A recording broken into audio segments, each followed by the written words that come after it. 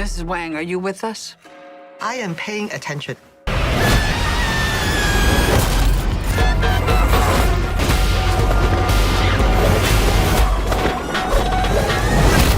We have three generations of Asian American cinema represented here in front of me.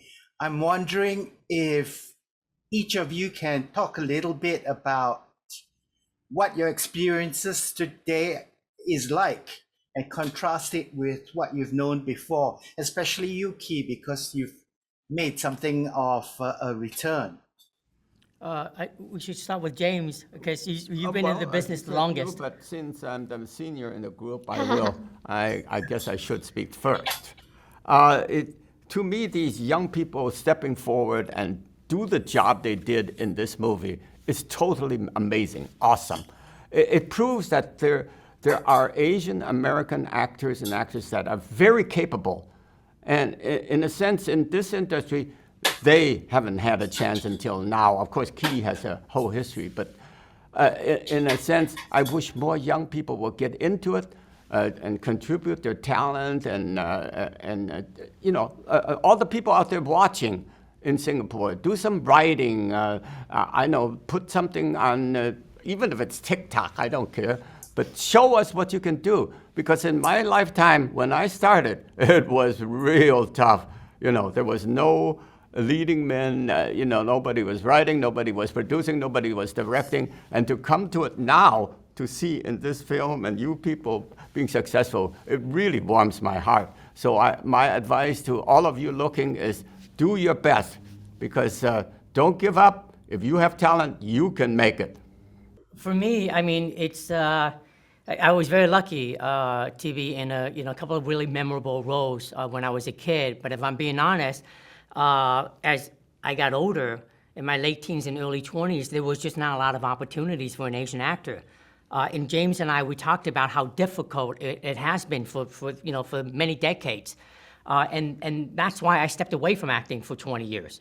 Not because I didn't want to act. It's one of the greatest professions in the world. But I was faced with a difficult choice whether, do I want to continue down a path where there was just, you just keep on waiting, or you want to try something new, and that's what I did. I went to film school. When I graduated, I was content working behind the camera. And what's so great during that time was I started noticing something was brewing on the small and big screens.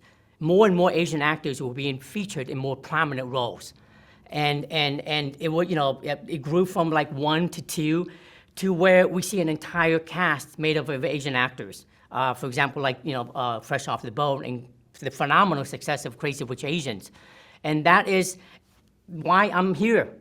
That's why I'm back. And that proved how important it is for not just Asians, but all groups of people to be represented in entertainment. Right. So, I'll let you speak for a little bit, Stephanie. Yeah. I mean, I definitely would not be here if it also weren't for these two. And I really felt that while we were filming this movie because, I look like I'm a fetus. I'm looking really young, but I also started at a time pre-Crazy Rich Asians. I was doing theater, never expected to be on Broadway, a lead on Broadway, and I got to do all of those things. And I just kind of avoided TV and film because I thought, well, there's never gonna be space for me to do all that I'm capable of. I don't wanna be do a little gimmick. But I remember this story, talking to James on set, I just remember he was shooting a documentary while we were on set about his life, which I can't wait to see. Tell me who's you're pitching it to.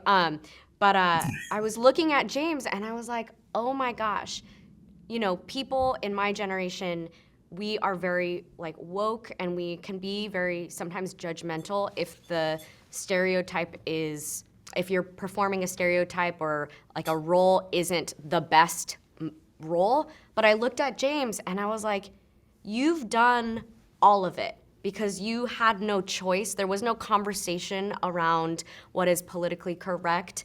There was only one slot available, if that slot. So I just remember feeling really humbled that the reason why we now in Hollywood can even challenge all the terrible stereotypes that have existed in cinema is because we've like rounded a corner to be able to have those conversations, and people like James, people like Key, but really James, like despite it all, they just kept chipping away at the rock. And so I just felt really grateful for that. And the thing I love the most about this movie is it is so wild, so crazy, such a singular film that I feel like it transcends identity politics. It's just a story. And that to me is what I'm most looking forward to in Hollywood, is being able to just tell stories and not have to weigh them on the color of our skin or where we come from, but just stories. Very well said. We have to keep raising the level for the Asian American artists. You know, from the time I started to the time we're here, there's a lot more room to grow. And it's up to you people looking at us to do something about it, whatever you can do. You know, that's the way it goes. In life, you just have to do your best. No, that's why, like, when our movie comes out, I would love for the world to support it, because, you know, a movie like this, a story like this, is really, we don't see it that often.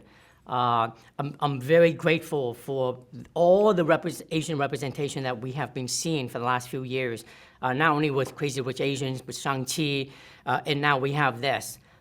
Even something like Turning Red and yes, Turning Red, you know, yeah. The first Pixar movie, you know, Yeah. that features, you know, Asian representation.